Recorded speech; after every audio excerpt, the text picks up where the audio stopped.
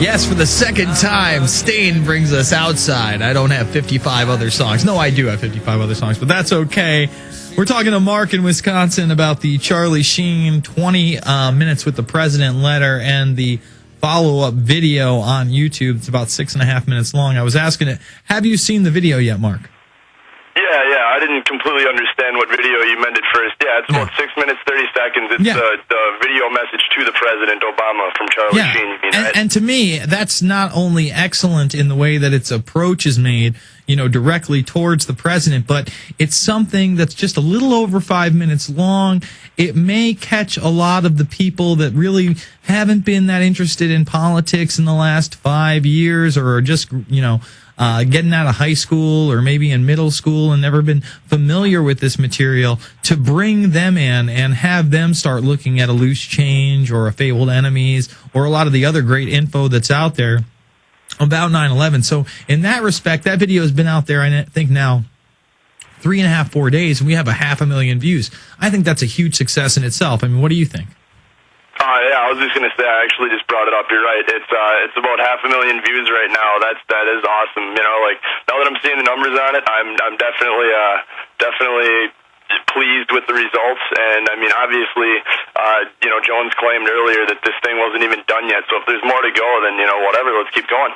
No, I agree, and you're right. It's not done yet, and I really think that there are some things behind the scenes that people don't know about that could make it even larger. But earlier in the show, I read this piece in full because it was so good. It's called 9/11 Anniversary, A Lovely Day for a Spot of Protesting at the BBC. And this was written, Mark, by the gentleman that got into the Bilderberg conference and covered it for The Guardian earlier this year, Charlie Skelton. Do you remember that character?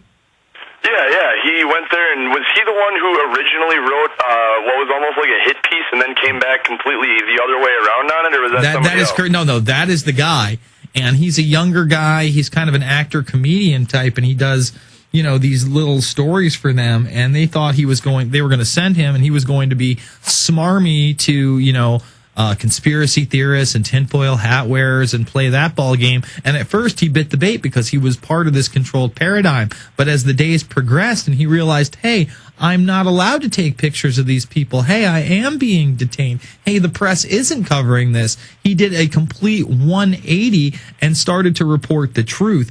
And if you tuned in late and you haven't read this piece, this is the most positive 9/11 truth piece to date, in my opinion. And it's done with his sense of humor, and it's really, it put a smile on my face to know that, Infowars and this team here was able to reach a mainline journalist so that he could help our agenda as well. Have you read it yet? No, that one I haven't seen. There was one thing I did have for you, though. I was just wondering if you either have covered, because I didn't see the very beginning of the show, or if you've seen this. There's a Bloomberg article. The headline is "Swine Flu Shots to Start in 3 Weeks as U.S. Cases Spread." It was from Bloomberg. Just came out today. I thought you might want to check it out.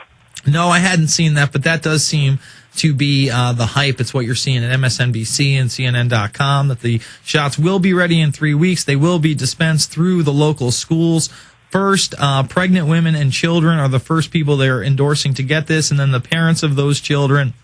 And remember, they're openly stating that in Canada, Switzerland, and other places, they may even pull it here, for the 18 to 30 crowd, that they don't think that they're going to be able to get to willingly take the swine flu. They're going to set up shop outside of bars so they can hit them.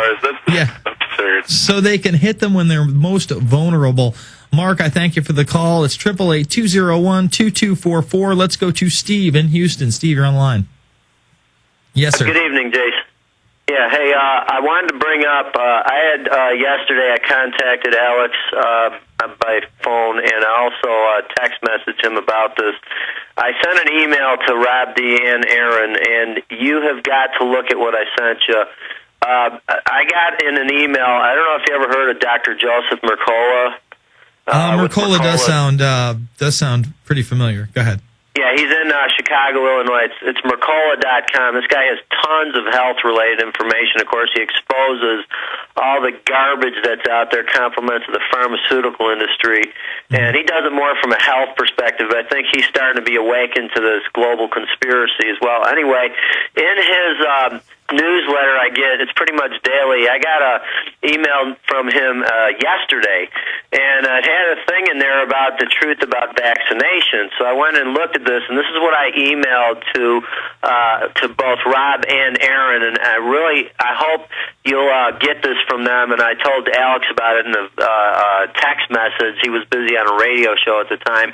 But you have got to see the book that I forwarded to you guys.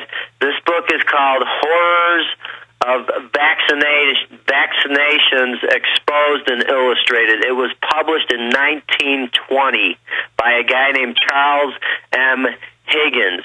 And of all the people, the entities who have made this public, it's Google Books.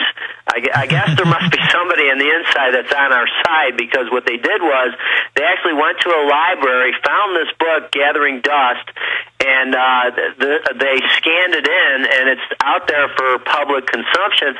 I just want to highlight some things that the guy says. It's 212 pages, and again, keep in mind, this was published in 1920, okay?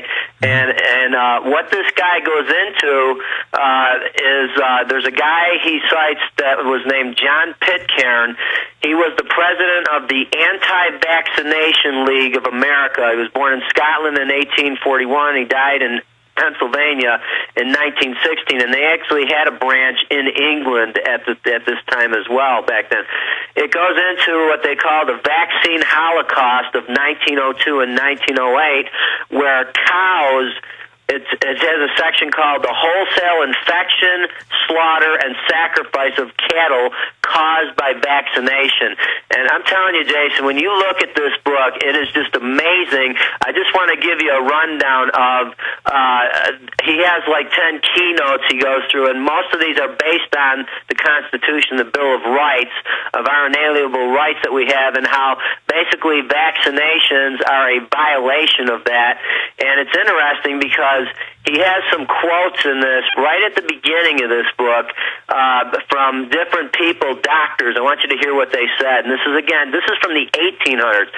This amazing act is the homicidal insanity of a whole profession. This is blood assassination. Dr. James J. Garth Wilkinson, 1876.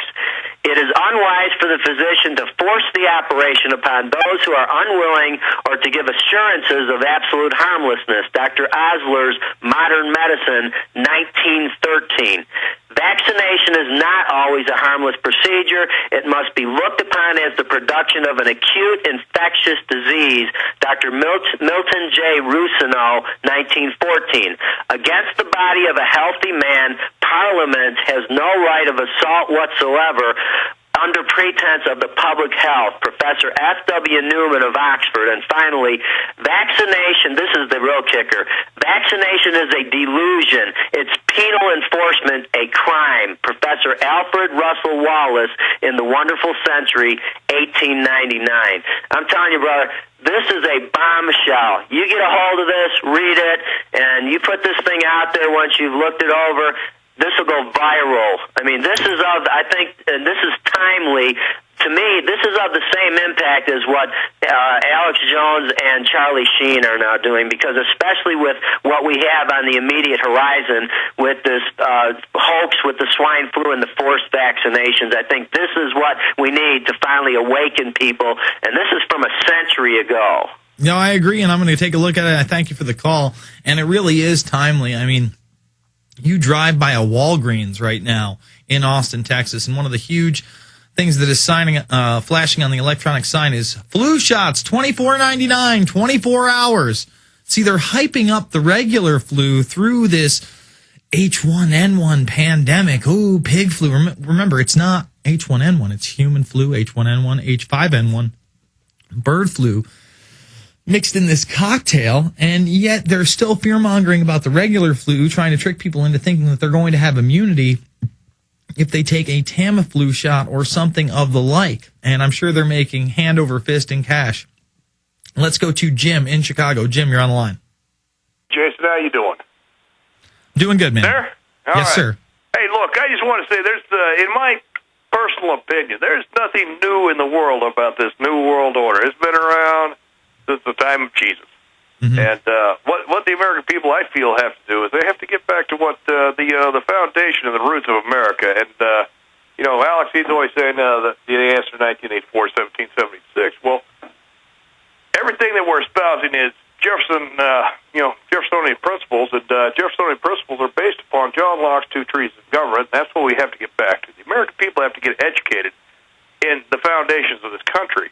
The action of the Second Continental Congress of July 4, 1776, the unanimous declaration of the United States, is nothing more than a brief summary of Locke's two trees of government with a list of grievances from against King George. Mm-hmm. And that's what we have to get to. And if the American people can educate themselves into their political status and their political rights, we have a foundation to work upon to getting this back, is what I'm saying. And I would highly recommend to all your listeners, study Locke.